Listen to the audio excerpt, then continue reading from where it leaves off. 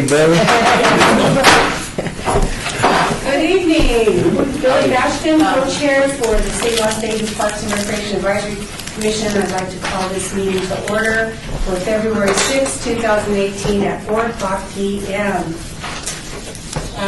Are we in compliance with the open meeting law? Yes, we are. Very good. Would you like to call roll for us? Chair White, excused. Vice Chair Bastian. Here. Commissioner Aker. Here. Commissioner Armenian. Here. Commissioner Ashley. Here. Commissioner Becker. Here. Commissioner Briere. Here. Commissioner Gilmore. Here. Commissioner Henley. Here. Commissioner Howard. Here. Commissioner Lozano. Excused. Commissioner McCurdy. Here. Commissioner Niger. Here. Commissioner Schultz. Present. And Commissioner Sherman. Here. And you do have a quorum. Thank you very much. We'll move on to item number 3. Public comment during this portion of the agenda must be limited to matters on the agenda for action. If you wish to be heard, give your name for the record. The amount of discussion as well as the amount of time that any single speaker is allowed may be limited. Do we have anybody who would like to speak at this time on an agenda item? I would like to know what it takes to get on the agenda. Okay, if you'd just like to come forward, please, so that we can pick up your question on the microphone. And would you please state your name for us, too? My name is Kathleen Carr. I live at 1208 Norman Avenue, 89104. And I think there are several people in my neighborhood that would like to be on the agenda. We would like to have a discussion regarding Huntridge Circle Park. Welcome, and thank you for coming forward. We can answer that question for you, and I'd like to ask Director Hacker if he would just give you a response for that, please. Thank you, Chair.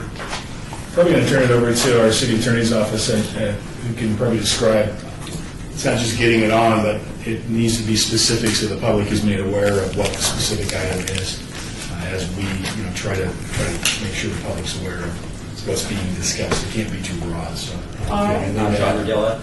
I think it'd be best to work with the department to come up with what specific items you would like to discuss relative to the park, whether it be the management or the operations or the opening times or homeless issues or whatever specific concerns you have that can be agendized with enough of a specific nature that the public would be aware why it's on the agenda. Okay, and how do I go about doing that? Can you explain that to me in a way that I can turn around and explain it to somebody else? Okay, so if I may, Kelly Schwartz is our liaison with the board. I'm the director.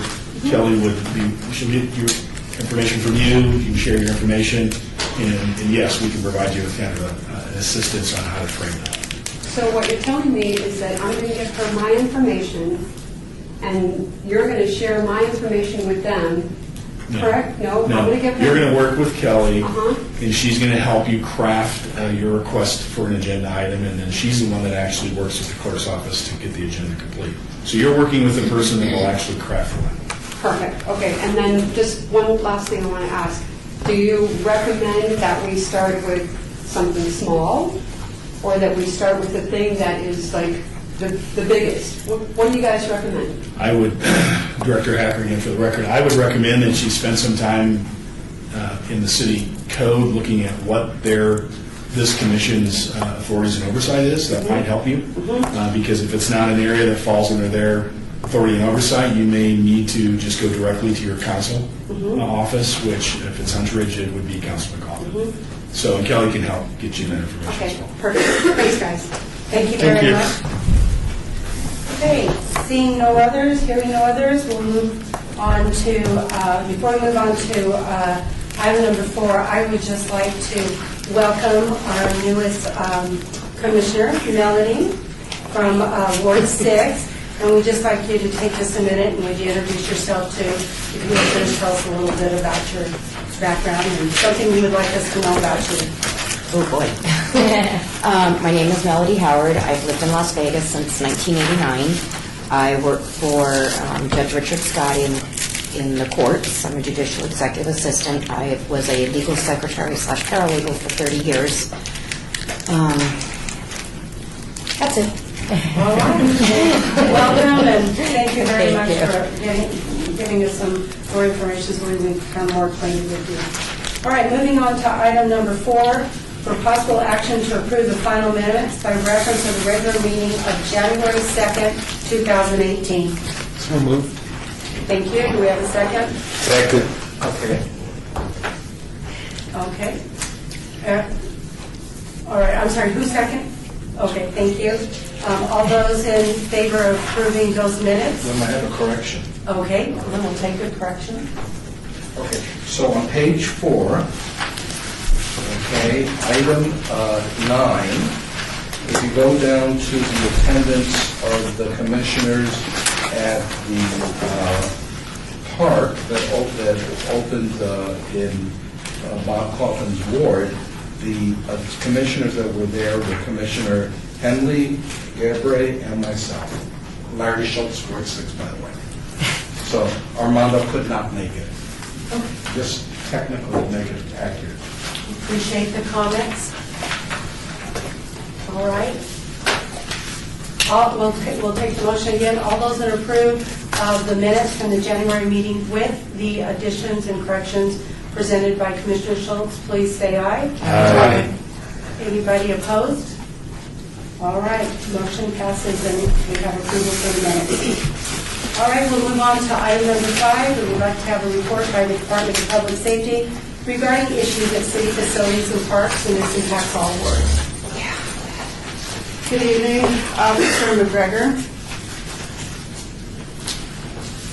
Jerry Reese Freedom Park had the most calls for service with 33, the detention center right behind that with 25. Arrests, Ward 3 had the highest number with 39, and Ward 5 had 22 arrests. Citations, Ward 3 had 50 citations, it was the high, with Ward 1 behind it with 22. I have brought along some sergeant's logs. On January 1st, we had at 8 in the morning, we had a DUI in the park.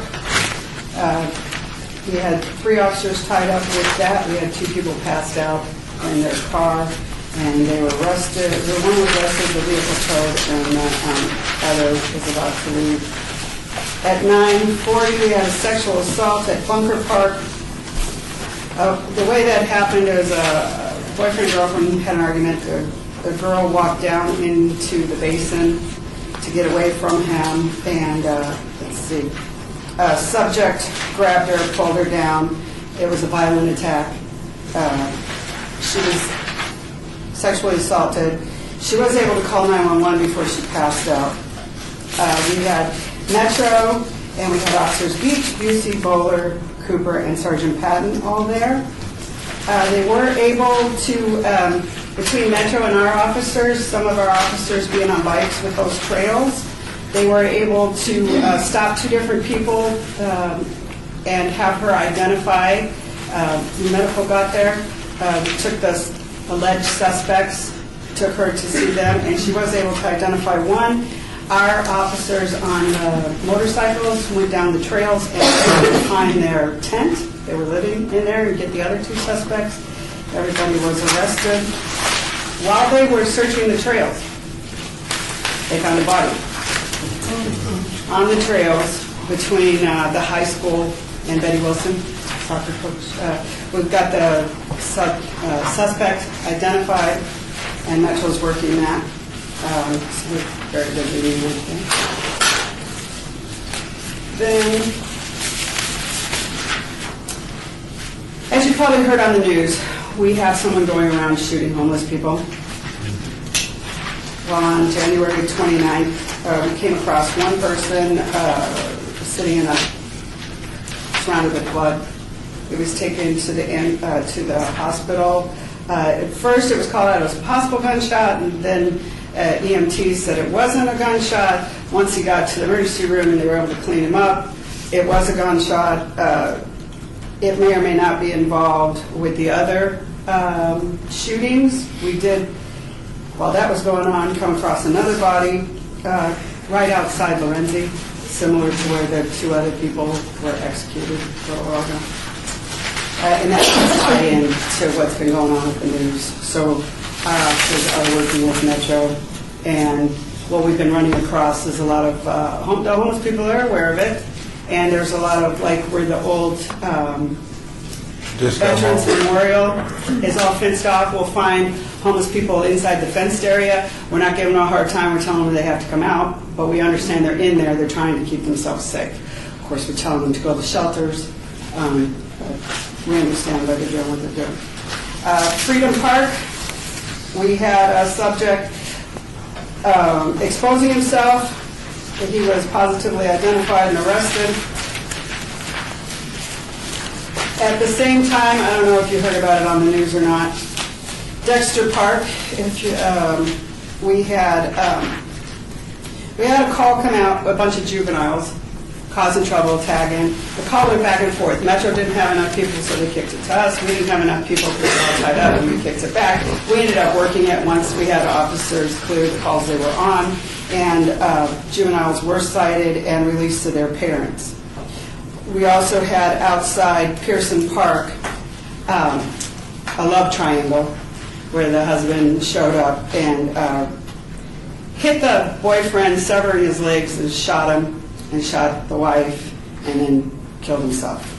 Our officers were in counseling with the crisis intervention, and that was the day that we had an auditor riding with us, so he was in the counseling also. So it's been a rough month. January 2nd, Deputy City Marshal Sergeants and officers were recognized for their participation in the October 1st event. January 26th, officers Bowler and Cooper detained and identified a subject wanted for the homicide at Betty Wilson Park. January 17th, $1,200 worth of missing musical instruments that were stolen from the East Las Vegas Community Center were recovered. And then the murder-suicide that took place January 20th outside Pearson Park. And then on good news, one of our, I had a little bit, I had to look for it. I couldn't believe the 1st of January. We have one of our officers, Officer Shepard. He does a lot of work with youth, underprivileged youth at both Stupak and Doolittle, and he's expanding. He's been doing football camps for years, and now he's teaching other sports such as soccer, basketball, volleyball, and he's added jiu-jitsu. And he got the Mayor's Award. So that we're very proud of him for all the volunteer work that he's done, and he's getting more marshals involved in that. So, any questions? Thank you very much for your report, and so we have Commissioner's report. Commissioner Nygaard? Yep, Commissioner Nygaard. Regarding the homeless persons, my dad was actually homeless before he died, so it really bothers me. So I'm really curious, is this gang-related? I heard rumors of maybe this is an initiation thing, or is it completely random, which to me is even more awful? We don't know yet. Just a couple months ago, we had that gentleman, we call him that killed a couple of homeless. He'd sneak up on him, hit him in the head with a hand. They caught him. Now it appears to be a different subject, what's come out so far, in some kind of smaller SUV between 3 and 5 in the morning, and he walks up and he executes him. It seems to be the same person. So, Until they actually catch him and interview him, they won't know his thought process, but it seems to be random, what we've heard so far. So we're out there, we're 24 hours, and we're watching over, because we know, we deal with the homeless on a regular basis, so we get attached to them, and we get to know them, and we know them in their good moods and their bad moods, and I've created relationships with homeless individuals who will bring their mail to me and have me read it to them because they don't read that well, or have me explain things to them. So it's not just arresting people or moving them along or whatever, but we get connected. And I lived in a car for a while, so I understand. Commissioner? Chairman, have the city or anybody ever thought about putting up or went to the business community and tried to put up some cameras around the central areas where the homeless, migrate to, so we can try to catch these people? And I do understand the mayor's talking about trying to figure out a way to do an encampment for the homeless to get them off of the streets in Ward 5. And I think that's a very good idea, but I think maybe we need to reach out and not just have the police camera up there talking about high crime camera, but I think there actually needs to be some partnering with private enterprises, and maybe you guys can get some cameras donated to the city of Las Vegas marshals for special projects such as that. And also, I came in encounter with a situation in Liberta Johnson's park one night. I identified myself as a park commissioner and gave my card, and your offices, some of your offices never heard of park commissioner, and when they try to find out was I really a park commissioner, there's nothing to state that any of us are park commissioners, because that could happen any award when you see something going on and you want to try to find out what's happening, what's going on. I think it should be a list of all park commissioners that are modified park commissioners at your office, so your sergeants, lieutenant, captain, chief know that we are park commissioners, and we're giving them our card or ID, so that we can find out what's kind of going on, or we can give them information to possibly what's going on in our Pacific wards or in the city at whole.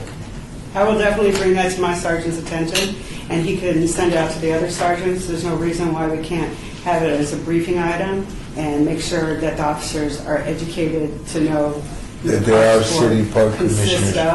And in answer to your question on cameras, the Homeless Resource Center at 1401 North Washington, it's my understanding that the city is following, I believe, San Antonio's example, and they're trying to get that to go 24-hour. I hear, when I understand, in a couple weeks for the homeless, and we have security guards down there, and they bring in showers. Where's that at, 1401? It's basically just a little bit this side of Four Master and North Las Vegas Boulevard. Four Master, it's between Washington and Four Master. Right. Closer to Four Master. And they are trying to expand on that because San Antonio used private funds, and they're trying to work out, I don't understand all that, but they have to work out the kinks here to do that. But they are trying to do that. And the information that we have on that shooter is because there were cameras, and so they've caught glimpses of them, and they're going with that. So we all know what we're looking for out there. I don't know how much of it I can necessarily share with you. Madam Chairman, through her again, I have noticed the city of North Las Vegas have went a step farther on the borderline between Las Vegas and North Las Vegas. They have totally eradicated the homeless on the north side of Fort Master and Las Vegas Boulevard, right across from the cemetery. And I said, Owens? Yeah, and I'm trying to figure out what Las Vegas Boulevard is on. And I'm trying to figure out if North Las Vegas can eradicate their situation, and that's one reason why this young man did not take the position in Ward 5, because he could not understand why he can't not do something about the homeless in Ward 5. So I don't understand why if North Las Vegas can eradicate it, why can't the city? Did they fix it or just chase it to a different area? Well, I don't know what they did, but you don't see. Because on a regular basis, they do go and clean that just for health reasons. Yeah, but And they're totally not time. there. They're totally not there. I go by there every day now to see if that is the case. But they have kind of moved them. The only place they got to hang around is right by behind the pawn shop. I'll let my sergeant know and see if he can reach out to North Las Vegas and See find what out. they done. Exactly. Yeah. Thank you. Commissioner? Larry Schultz, Ward 6. So following up on Commissioner McCurdy's comments, and this is just food for thought, and I know when I visit the different parks for different purposes or whatever, I always use my Parks Commissioner badge. I figure, well, it sort of looks somewhat official, and it's unlikely that people will duplicate these badges, and I sort of use that to identify myself. I also do have the cards. And although I haven't run into marshals, but I've run into other people, and even when I'm at constituent meetings, I always use the badge, and it seems to be helpful, so that they know who I am. It's just something to think about. Well, I keep mine in the car. That's where I keep mine too. That's very We have a lot of new officers we're trying to rotate in. We've got 10 coming on board. We've got about 10 that are on board, still in phases of training. We've got another 14, hopefully, that'll make it through the academy. So we got to educate them. It's good to brief them on it, because Right. there are these people, and we do go out there and check up on They things. should know. Commissioner? This is the first time I've heard you report on a rape. I was just curious, do the deputy marshals have a protocol that they follow that includes like referral to a rape crisis center? Or what is the protocol? Because it's a Class A felony, we always defer to Metro. We help the victim, we cordon off the crime scene, call in medical, call in Metro. Metro takes over, takes okay. them to the hospital. They the need rape crisis different center. Which counseling park and was tests that and in? all that. That was What is Bunker? Bunker Bunker. down by the Baker, the Okay. basin, the Barking Basin Yes, down yes. there. She was down in those trails, Okay. and those trails all connect, and homeless set up camps and different things, and that's the reason those Enduro motorcycles are so great, because they can get in there, and they knew exactly, because they were familiar with the area, because Metro had air up and everything, because she had made the 911, but then she passed out because it was a violent situation. And they had to find her, and then our guys knew where to look to find the suspects. And he was a registered sex offender on top of everything else. Thank you. All right, thank you. Seeing no more commissioners requesting comments and questions, we'll move on to item number 6. Thank you very much for your report. Item number 6 is report by Steve Smith, Operations and Maintenance Urban Forester, regarding the Memorial Tree Program in parks, and this impacts all wards. Madam Chair, if I may, Mr. Glynn was not able to make it today. We didn't learn about this until right before the meeting, so we apologize for that inconvenience. All right, thank you. We'll move on to item number 7, report by Nicole Horowitz, Parks and Recreation Principal, Community Program Specialist, regarding programs and activities at Veterans Memorial Leisure Services Center, and that center is found in Ward 2. Chair, excuse me, do you want to obey that item? Do you intend to bring it back, Oh. or do you want to just strike it? All right, thank you very much. Okay, Nicole, will you hold for a second? Thank you. Could we go ahead and have that item obeyed and bring it back at a future commission meeting when the gentleman is available? Do we need to take a motion on that? I make a motion that we bring this item back to the agenda when the department head can be secured for this particular meeting. Thank you for that motion. Do we have a second? Commissioner Becker, Ward 2. I'll go ahead and second that. Thank you. We'll take a vote. All those in favor, please say aye. Aye. Anybody in opposition, say nay. That motion passes, and we will see that at a future meeting. Thank you very much for that correction. Now we're ready for item number 7. Nicole, come back up. All right. So let me just go ahead and read the agenda item and make sure it's in the record accurately. Report by Nicole Horowitz, Parks and Recreation Principal, Community Program Specialist, regarding programs and activities at Veterans Memorial Leisure Service Center, Ward 2. Nicole, did I pronounce your last name correctly, or would you do that for me? It's Nicole Hurwitz. Okay, thank you.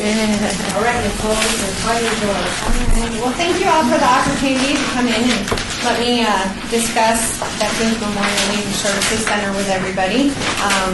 I had the opportunity about 6-7 months ago to come in and talk about Doolittle Community Center, and since then I am now the coordinator at Veterans. So Kelly has handed out some information that I put together for everybody to just kind of sum up what we do at Vets. We are a very, very busy facility up there. It is probably one of the true multi-generational facilities that the city has. We are not classified as a active adult center or / senior center, but during the day you will find 18-month-olds to 85-year-old participants involved in a variety of activities. So we have tapped into that to make sure that our programming is very diverse, and we're also to put out suggestions on ways that we can impact our community a little bit more and offer programming that we may not currently be offering on how we can expand. So, on the front, we have all of our staff. I kind of want to take the opportunity to acknowledge my monitors, referees, sports, and team teams. This staff are multi-function. They will ref soccer games, football games, basketball. They will also teach class. Then we'll turn around and go into the preschool program, go back into gymnastics, and they are just very well-rounded staff. As you'll see on one of the following pages, besides what our facility has, we do have a weight room, a cardio room. So unlike a lot of the other facilities, our weight rooms are split up. So you can go in and do cardio in one room and use weights in the other. We do have a dance studio, a gymnastics room. We have one gymnasium and 6 classrooms. Our summer camp program is the largest within the city. We service approximately 160 youth during the summer with 30 teams. We are looking to kind of tap in and go even a little further this year. We're saying 160, but I have a hard time saying no, so we'll be pushing up to about 170, 175, I'm sure. So we're excited about our team program. I'm sure you've had some of the other facilities talk that we are part of within our department where we do a teen adventure camp. So our teens get to come to our facility, and Tuesday through Thursday, they are out within the valley doing a variety of activities: whitewater rafting, canoeing, trapeze, scavenger hunts. It is an amazing program. Last year we were actually full. They were looking at starting, I'm sorry, I say they because I wasn't over there yet. So the goal was to take about 20 teams. They ended up getting about 30 teams, and then this year we're going to do the same thing. We're going to push the margin just a little bit if we have a hard time saying no. So we're really excited about the program. And then on Mondays and Fridays, we bring in guest speakers to come in and talk to the teams and give them other experiences, life skills, and move on to that. One of the other things on the bottom that I pulled to just kind of show you how Veterans is growing, and we're tracking our attendance. One of my goals when I was at Doolittle was that we were going to beat the million mark, and I was really excited when I was pulling numbers that Veterans has already done that. So my goal will be that we will beat the 2 million mark by getting individuals within our facility. But any facility that already is capturing 1.3 million people in a year is amazing. So we are very busy. That just tells you the volume of participants that we have coming in and out of our facility on a daily basis. So I listed out also to our programs, just to let you know, we do martial arts. We have a very large martial arts program, roughly about 30 participants every month that come in. We have education, so we do top programs, arts and crafts, we do math tutoring. We also do inclusive development, so that is a partnership that we have with the state as well as our own programming. We also expanded this last year to encumber within the city of our Maniacs Cheer program. So we have, it's a first-year team, we have 20 participants on it. The girls have gone to competition, and they have taken second place in their first competition, and then they got to go to nationals. They competed against 9 other teams and took 4th. So we were very, very proud of them that they have done so well. So we're looking to expand that into 2 teams next year. We have hula and dance, tap, jazz. We have a variety of gymnastics programs that we're looking at constantly growing and changing and seeing how else we can service our community. We have a very unique program within our facility. It's called Kid Shine. So it is actually a performing arts group of about 30 participants, and they sing and perform and dance, and it is just amazing. I call our instructor the Kid Whisperer because I have never seen 5-year-olds snap to attention and follow her lead like no other. So it's a fun program that we have. It's kind of unique to the city. So we're excited that it's at our facility.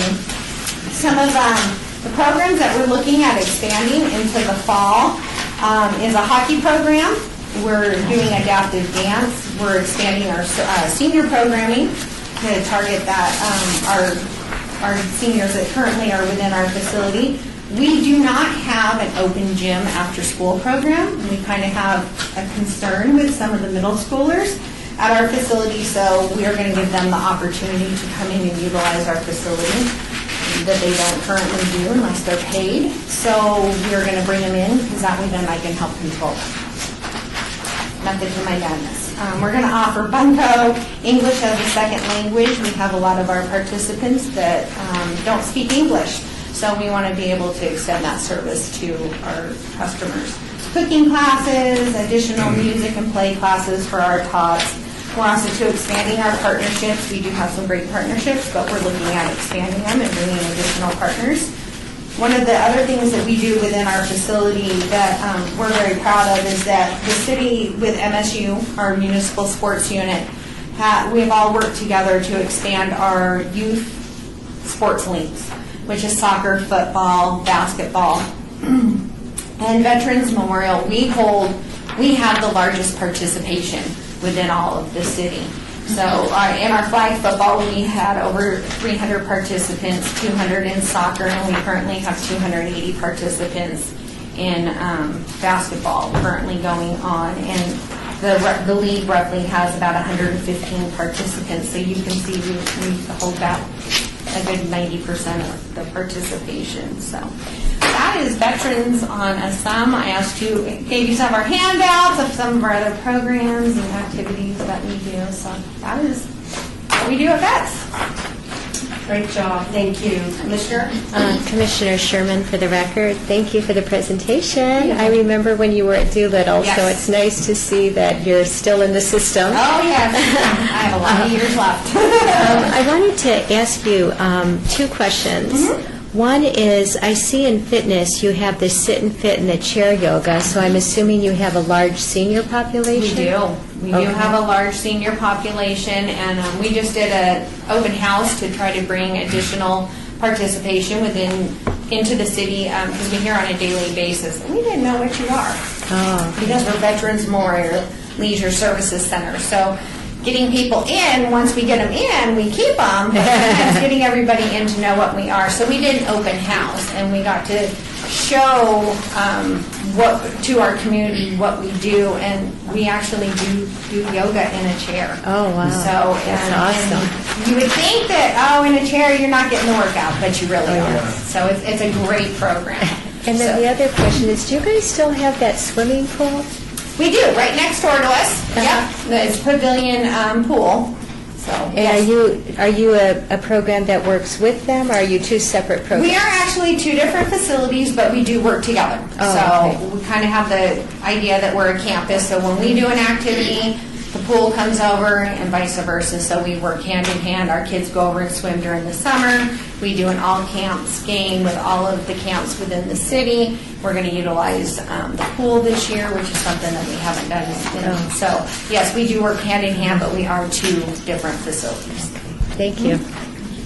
Commissioner? Commissioner and I are actually two questions. First one is about after-school access. Yes. Because you brought up having some trouble with middle schoolers, and I'm not sure, do you offer free access to maybe kids that have nowhere to go and can't obviously pay for it? And then the second question is about demand and resources on your ESL. Is that something that's in high demand, or do you have what you need to fill that? It is one of the programs for the ESL, is one of the programs that we're looking to expand to, because we're finding with our preschool program that we have a lot of our youth that don't speak English, so there's a communication barrier. So we've had some of the parents in suggestions of what programs can we offer, and that was one of the ones, is English as a second language. So that's one of the first things I did when I went up to Veterans, was to survey the community.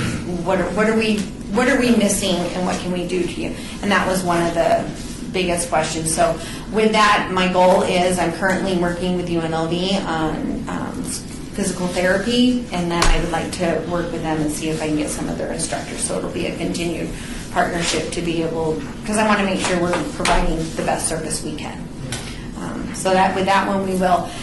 The kids in the past, I can't speak on the history of why there has not been a whole bunch of programming for middle schoolers, we do have an after-school teen program, so the parents can pay for the kids to come in, but those aren't the kids that we need to bring into our facility.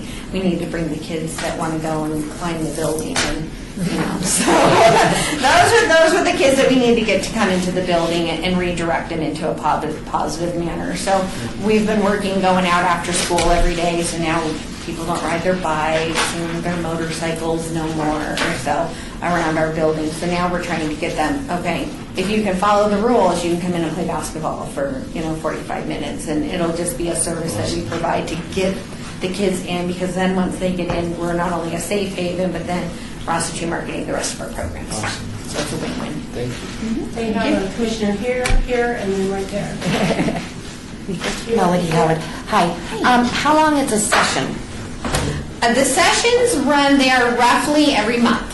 Okay. So it's roughly 4 weeks, but it depends on holidays and how it falls, but then all of our programming is prorated. So if you only get 3 classes, then it's prorated for 3 weeks, but we traditionally try to do 4 weeks, and it's basically the first of every month is when it starts. There's a few variations, but most of it's the first of every month.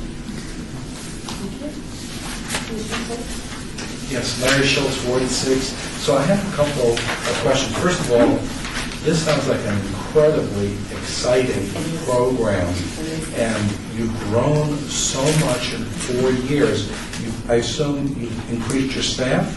In that time? Although I can only speak because I have been there for 5 months. During that time frame, I have actually decreased staff. I have not increased staff. I have actually decreased staff. My management style is, I think, and I shared with Mr. Hacker, that we are recreators, so we can do the job the best.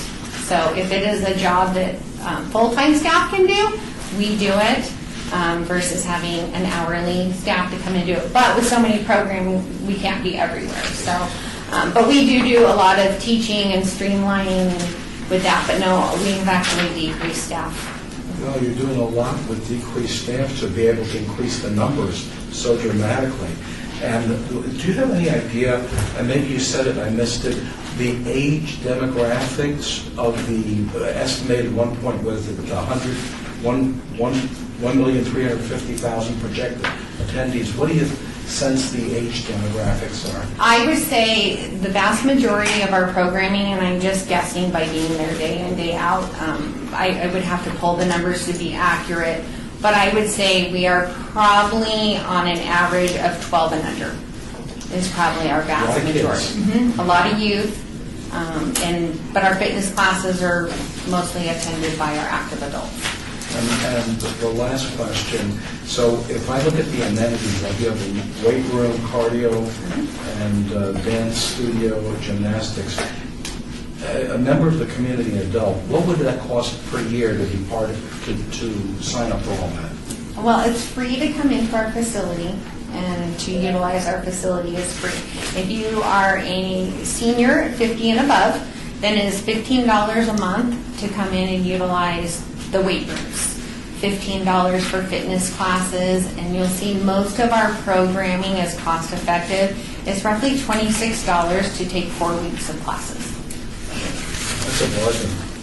That's an It absolute is. bargain. It really is. Some of our programming is a little higher. It depends, like our Maniacs program's higher. Our educational programs for our tots are $60 a month, but you're coming twice a week. So you're getting an hour and a half twice a week. So, we break down the hours, it's like $5.50 an hour. Nicole, I was just comparing that in my mind to the Centennial YMCA and the Durango YMCA. For cardio and weight, that's like about $35 a month. So your pricing would be just an absolute bargain. It's great. And you get cool staff, too. Commissioner? Have you reached out to the director of the City of Las Vegas's educational component, Dr. Lisa Morris Hegler, to assist you with the educational component in reference to the Spanish class and ESL? Have you reached out to her department? Well, I have not. We do work with with Dr. Hibbler's department currently and some of our other programming. ESL is not necessarily the class that I'm looking to bring in. Most of our population, we have French, Ukraine, Korean, so we need to, that's why I said I have to make sure that I'm servicing the community properly, and I need to make sure I have the right tools, because English as a second language, being Spanish, is not kind of what we're needing at our facility. Right. But yes, we will be working With her. definitely. Mhm. Yeah. Commissioner? Nicole, thanks so much for coming in. Thank you. I'd like to say first, Commissioner Becker, Ward 2. I was just kind of curious, did you say you were going to start to possibly offer something for hockey? I'm sorry for, For hockey? yes. Yes, and how are you going to accommodate it at the facility? That's what I'm kind of curious about. So am I. And what age groups would you be catering to? Well, we are looking at, obviously, partnerships are a great thing that I enjoy.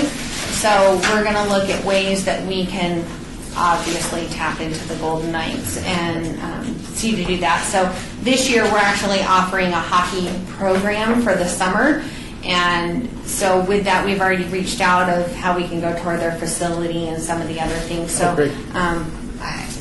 there are other things in the works that we're going to look to see if we can partner. And what we will do is it will be floor hockey. So our goal, it would be utilized in our gym.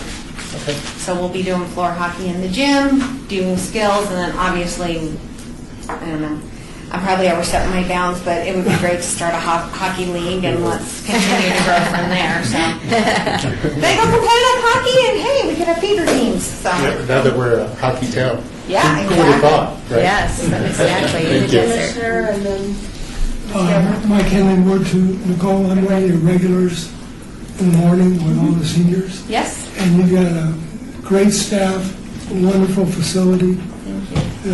The people at the front desk are always welcoming, very knowledgeable. The place is immaculate. Thank you. And you've done a great job programming a center that, similar floor plan to what we had over in North Las Vegas. It's a tough space to program, and you guys are jammed. We are. Thank you. I appreciate that. We've really tried, but we always know that we can do better, and there's more we can do. So we're always looking at how we can twist things and tweak it and Oh, yeah. serve everybody.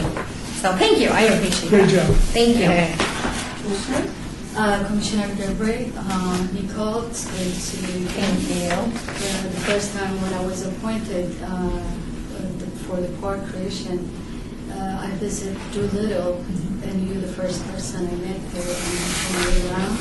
Then you teach me a lot of things about recreations.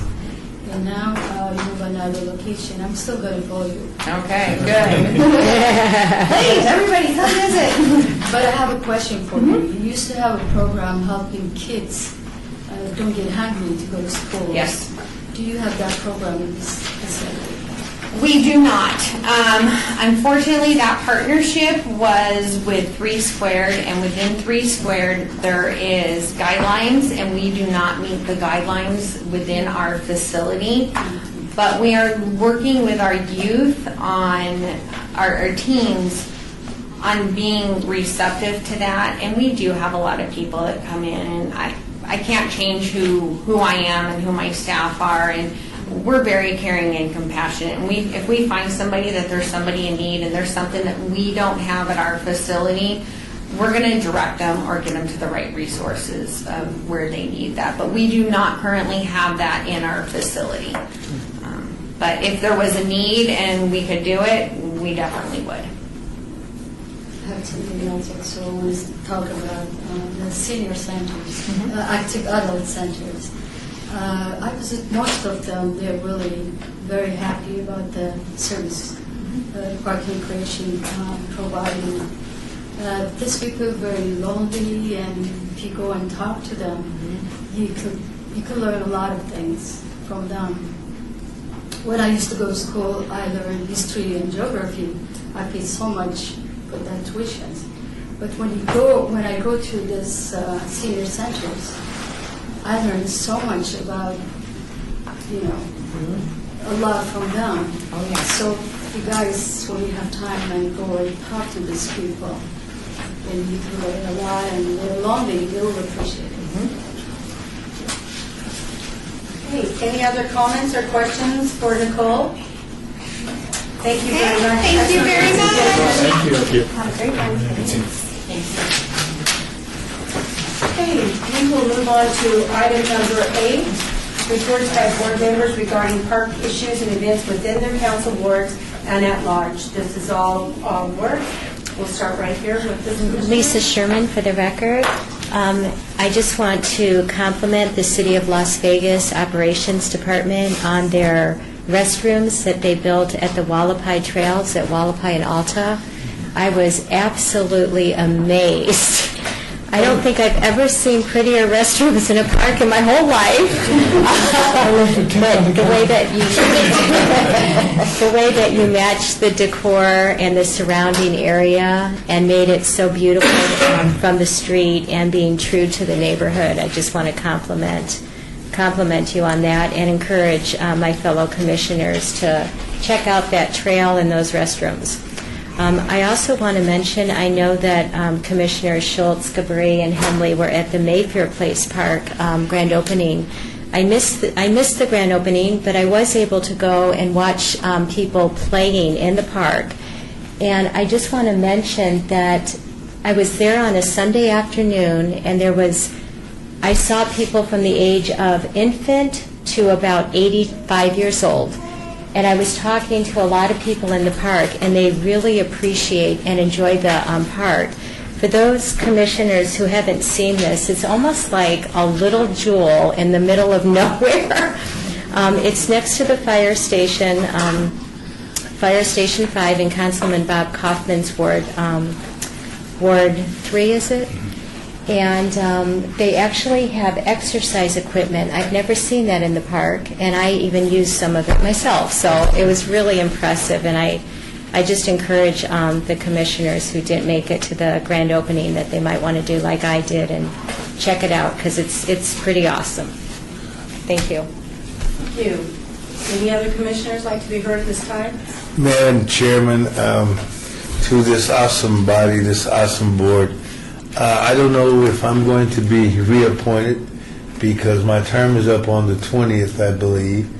And I want to say that if I'm not reappointed, I'm going to come by and visit because, as you know, Curly Ward 5 does not have a city council person. And maybe tomorrow we'll find out who's going to have the opportunity and to serve as Ward 5 city councilman. But I have been on this park commission for, I think, 16 years or better, and I have served in many capacities in the city of Las Vegas, and I just thank God for the opportunity of sitting here with this group of people that have taken the initiative to know more about the parks and know more about what's happening in the community. But if I'm not here, you have my blessings. My phone number is always open and public to any of you, and you can always call me at any time. And if I could ever be any assistance to any of you, because you know, most of you know I own a company called McCurdy and McCurdy Media Group, which we represent a lot of the city council, the mayors, and other elected officials here in Las Vegas. And I'd like to thank the city for considering my son for that position, and he turned down the offer to be the city council Ward 5 person, because it takes 4 votes to get that position now. So whoever got the 4 votes tomorrow will be the city council person for Ward 5, or they would go to agenda item 35. So that would discuss how they would fulfill that position then. But please pray for Ward 5 and its staff that they can continue to represent the city until we do get a council person. So thank you very much, and I hope to see you in the near future on other boards, other endeavors that we might get an opportunity to work. I'm still work with Habitat for Humanity. I serve the city of Las Vegas, the commissioner for the Southern Valley Regional Housing Authority. I serve the city of Las Vegas on the bus shelter board, the Las Vegas 2020 board. So like I said, I serve the city in several boards, and just thank you, Tim. I met Tim in another capacity, in another place, and I think the city of Las Vegas done an awesome job when they snatched up Tim to come to work for the city of Las Vegas. And to the city attorney, you've done a great job to represent our Department of Recreation and Parks for the city of Las Vegas, and you have an awesome boss. I've been on your boss for 40 years. I've also been an employee of the city of Las Vegas in the city manager's office before, so I just thank God the opportunity to serve on this board if I don't see you in the month of March. Thank you. Commissioner? Commissioner Niger, I actually have two comments now. First of all, I don't know the backstory of what's going on, but Commissioner McCurdy, from what I've seen the last 2 years on this board, is a warrior and defender of some of the city's most vulnerable and underprivileged neighborhoods, and his knowledge serves them better than anybody else, or as good as anybody else on this board. So I think it would be a shame if you weren't still here next month. So I am vehemently against you not being here. And my other comment is, I've had several comments from folks, fit folks who use parks for fitness purposes, who have said, hey, can we get some equipment that we would actually use? And he's like, clearly the people, he was being sarcastic, but he said, clearly the folks that pick these things don't actually work out on them. So in curiousness, if I were to receive recommendations of what kind of equipment they would like to see in the future, where would I send those inquiries and recommendations to? Madam Chair, Director Hacker, for the record, by all means, send them to me or Kelly, and we'll make sure we get it through the CIP process. Okay. As parks are being renovated, we're constantly trying to find ways to rejuvenate our parks, and that exercise equipment, as Commissioner Lisa said, that we used at Mayfair was kind of a new approach, and it seems to be, I guess, being used. That's always good. It's always good. So, just have them forward the information to us, and we'll work it in. A lot of the new play structures are kinetic play, which is a lot of ropes and things, and it's unstructured play instead of the traditional play equipment for kids. So we are trying to adapt, and so far Public Works has worked with us, and more importantly, risk management has worked. Right, that's probably the key. Do we have it, Commissioner? Commissioner Andy Armenian.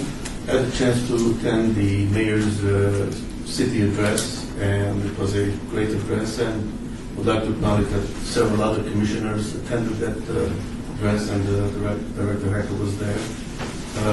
Great year, and great year ahead of us. Very good. Do we have any other commissioners that would like to speak at this time? Yeah. Commissioner Gerber, so regards to Commissioner McCarty, I don't know, how do you know you're leaving? Well, your term officially is up on a Pacific Day, and then the city council will either consider you for reappointment, or they would have the opportunity to appoint someone else new. So at this particular time, Councilman Barlow is no longer the city council, so he will not be making that reappointment or making any appointment on the 21st day of February for the new or reappointment. So I guess I will be serving, because I understand that the mayor is not changing anything until the new council person will be sworn in. My original appointment was with Mayor Oscar Goodman. I was appointed by the mayor, and the mayor has 2 or 3 appointments on this board, if I remember correctly. And so she has all of hers filled. So she said, well, Billy, I can't appoint you because all of mine are filled. So we did not get the reappointment from her, and so it has to go to that particular council, Ward 5. So whoever becomes a city councilman, he or she has the opportunity to appoint who he or she wants to serve in that capacity at a later date. So I might be here next month. I'm not saying I'm not. I'm just saying in the event I'm not, I want you to know I enjoy serving and sitting with all of you. Okay. commissioners. Commissioner? Yes, Commissioner Becker, Ward 2, and this is a question for Tim. Because of what happened at Doc Romeo one, I was there with my daughter's travel team. It was the first time that somebody had come by and asked for their permit. And they had mentioned to us that, because I asked, of course, being a commissioner, and as the coaches and team manager were scrambling for the permit that they've never been asked for before. And I was just curious, and he had mentioned that there's an uptick in actual teams that, I guess, carouse softball and baseball fields looking for openings if the lights are on, and then they jump onto the park. And I just was curious about that and was hoping you'd respond. Yeah. And Sheriff, and maybe Director Hacker, we have a term we call those bandit play. And yes, there's definitely an uptick.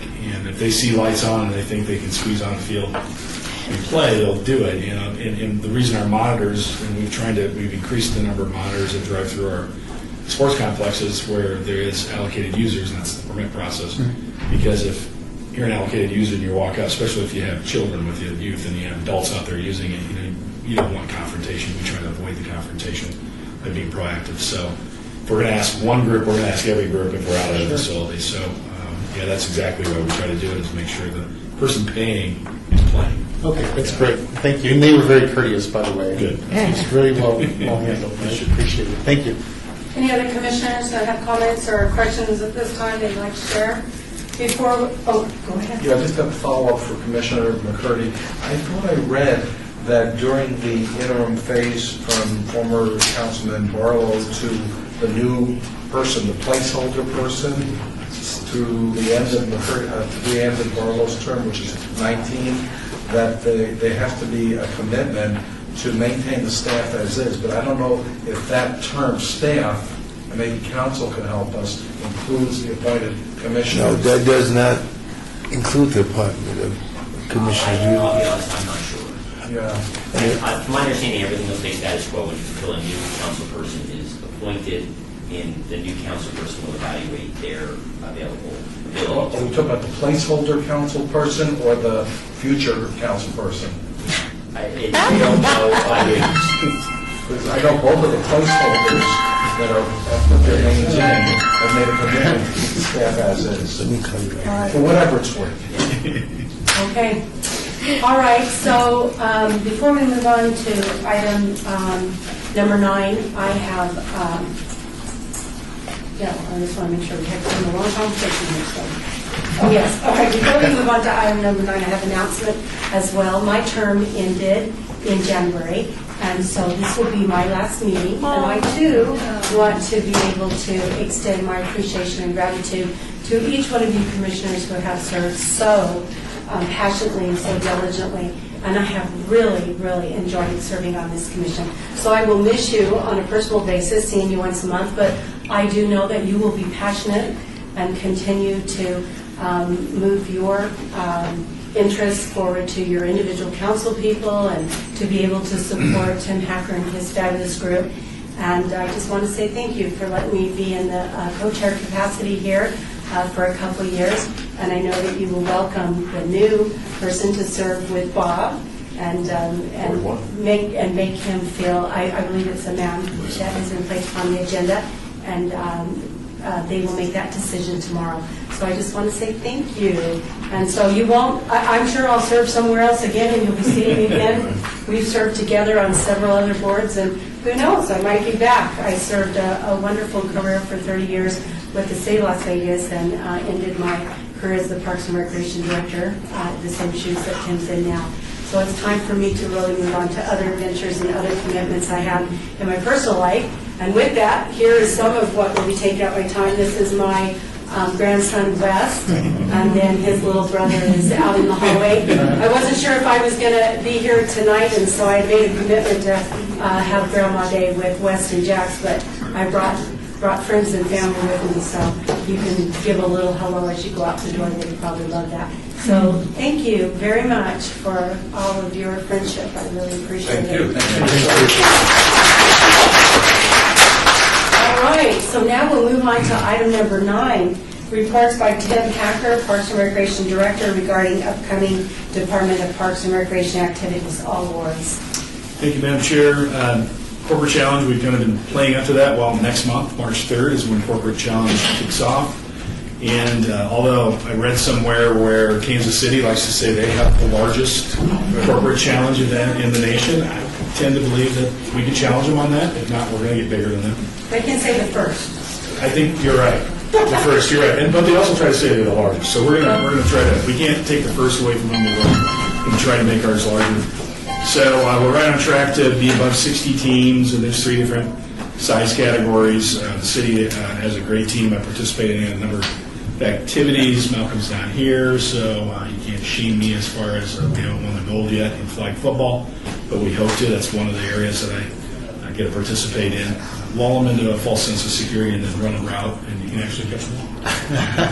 Black History Month is, of course, upon us in February. There's a lot of activities, and we just would have you go to Las Vegas parksandrec.com. There's a brochure posted there. All kinds of activities through the month of February, and I think was there a brochure provided? Yes, it was last month. But Okay. But there's a link on our website. Yeah, link on the website if you go to our website as well. Great activities, wonderful opportunities to, and I would encourage you to participate and share in those opportunities. Bluegrass Festival, March 24th. It's moved from Sammy Davis. What's Sammy Davis's? Centennial Hills. Yeah, it's at Centennial Hills, but I was trying to think of what we call the plaza, right? Sammy Davis Plaza. To Centennial Hills, and that's March 24th. And good time. I've actually swung by there a few years back, and it's just a great group of performers and wonderful. Hopefully the weather is good, and it'll be a wonderful day, and there'll be food trucks and everything as far as that's concerned. We did hire a new full-time employee, programmer, to work out at Floyd Land Park. So we're going to try to do more things on the recreation side, planned recreation out at Floyd Land Park, and that person begins here shortly as a longtime employee of actually Nicole's at Veterans as an hourly, and so we're going to bring them in staff. Our budget for fiscal year 19 has been submitted. We were asked to stay status quo and provide a 2% decrement. That means a reduction, and so we have done that and provided that to the city manager's office, and so hopefully we don't lose more than 2% because we don't have a lot of money to give back that doesn't impact programs. So we're trying to make everybody acutely aware of that. And of course, if you talk to your council members, make them acutely aware that if they take $1 from us, that's $1 less of us providing programs to our youth and our adults who desire that type of programming. Secondly, lastly, I guess I want to thank Billy for her service and being such a great resource for me. I mean, I'm lucky. I'm a manager, right? That's what I do. I'm kind of a broad. Don't specialize in any one area. I manage, but I have 2 wonderful professional recreators on this board with Mr. Henley and Billy, and it's been great to be able to pick their brain and get their feedback. And I'm going to miss Billy being on the board, but I'm pretty sure I'm not going to miss him because we have a tendency in Las Vegas Parks and Rec to make sure that we keep in touch with those that came before us and get out there. Your service is appreciated. In fact, I think I ran into Mike Henley at Veterans a few years ago, and suddenly he has the interest in our board. All right, Commissioner? Yes, Larry Schultz, 6. I have a question, Tim. You mentioned that the FY19 budget, there was a 2% projected decrement. Where did that come from, based on the operating plan? It, again, Director Hacker, in response, we spread it out. I mean, we're going to have certain retirements that are going to allow us to have savings for replacement folks, so we take advantage of that. Because that's, let's face it, the payroll and wages are the greatest component of our overall budget, roughly 80%. We have some, as they like to say, latitude on some areas, but we really don't when they say it's this, because we have so many facility charges and tech support charges and all that. So it ends up being a pretty small number that we have a lot of latitude in to make those adjustments. So we spread that across our facilities on a program share size of their budget. Here's the good news is that we, since I've become involved in this department, we have a tendency to give back at least 2% at the end of the year. That's just can't shake that habit. We don't overspend our budget. We make sure that we come in and we're responsible stewards. So I don't think it's going to have a real detrimental impact on the ability to serve. Commissioner? Henley Ward 2, can't you use new revenue? Yeah, Director Hacker, in response, if we had programs or wanted to expand, we could do that. That'll, even during, what I found here at the City of Las Vegas, if we can do that during the fiscal year and show them that we have offsetting revenues, they'll work with us. That hasn't been an issue. If I had one more item, if I could, real quickly, before you get to the Commissioner's question. Mayor's Cup, this is the most competitive arm of Mayor's Cup, starts this month. Is it March? March, excuse me. March 17th through the 19th, and the girls is March 23rd through the 25th. It doesn't sound right. Excuse me. Is it over President's Day? It's always February. Thank you. Girls are following. Yeah, the other one is the... Just reading what Kelly sent me. I know, sorry. I'm like reading a prompter. Do you put anything on there? Some helping hands here. You saw that look on my face. Like, change that. Commissioner Blair, it's President's Day's weekend, it's definitely, and then the following weekend will be the girls. Yeah. And the reason we're doing that is to actually bring the young ladies back from Henderson Fields so that we can enjoy that caliber of talent on our fields. And Commissioner Blair is very, very involved in that. So if I may, Commissioner Burr, Ward 1, the amount of international teams that participate in this tournament is phenomenal, and it's very exciting. My youngest daughter, who's now this will be her last Mayor's Cup because she aged out, is excited to play. It's a English Premier team that's bringing their youth girls team here to play, and they'll get to play against them. So, I mean, just when you think about the short history of the Mayor's Cup and what they've been able to accomplish as far as bringing these international teams here, it would arguably the largest international youth tournament in the country. There may be one that has more, but I think as far as the diversity of nations that come here, Las Vegas is certainly it provides the largest international tournament in the country. Wonderful. Okay, I think we've had one more question from or comment from the Commissioner. Yes? Commissioner Howard, I don't know, this is my first meeting. Do we have like a scholarship fund that people can donate to help offset some of the costs for lower income families?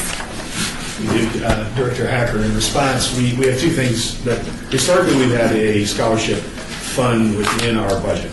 And the City Council actually grew that at our request 2 years ago to the tune of about $100,000 that we spread out over our participants that are in need and primarily focused in our lower income strata households, of course. There's a mayor's fund now that's been created this last year in our collaboration with Dr. Lisa Morris-Hibler, as mentioned earlier, who's got a lot of educational initiatives. And so I can't remember the tagline, but it is the Las Vegas Mayor's Fund. I can send that out. And we can send that out because, if you could help us share the word on that, you can go in and actually pick on youth sports, which if you pick on that, that's to help support the scholarships. And is that a 501c3? It is. It actually is. The city is working with a group here in the community that is a 501c3, and so that's how it becomes tax exempt. Okay, so I would like to talk to somebody about that. Good. Yeah. Outside of the meeting. Okay. Okay. But we'll send that information out to y'all so you can share it. Thank you. Okay, we'll move on to item number 10. Thank you for that report. Citizens' participation. Public comment during this portion of the agenda must be limited to matters within the jurisdiction of the Commission. No subject may be acted upon by the Commission unless that subject is on the agenda and is scheduled for action. If you wish to be heard, give your name for the record. The amount of discussion on any single subject, as well as the amount of time any single speaker is allowed, may be limited. Do we have anyone who would wish to be heard at this time? All right. Chair, just I'll make a public comment, I guess. Bob Sylvain, I believe, is a longtime advisor to the committee. He'll be retiring next month. So if you get a chance to just let me know by Bob or call his agent's office next to the class. really appreciate you letting me know. I know involved for a long time. Thank you. Okay, seeing none and hearing none, for item number 10, we will move to item number 11. We are adjourned.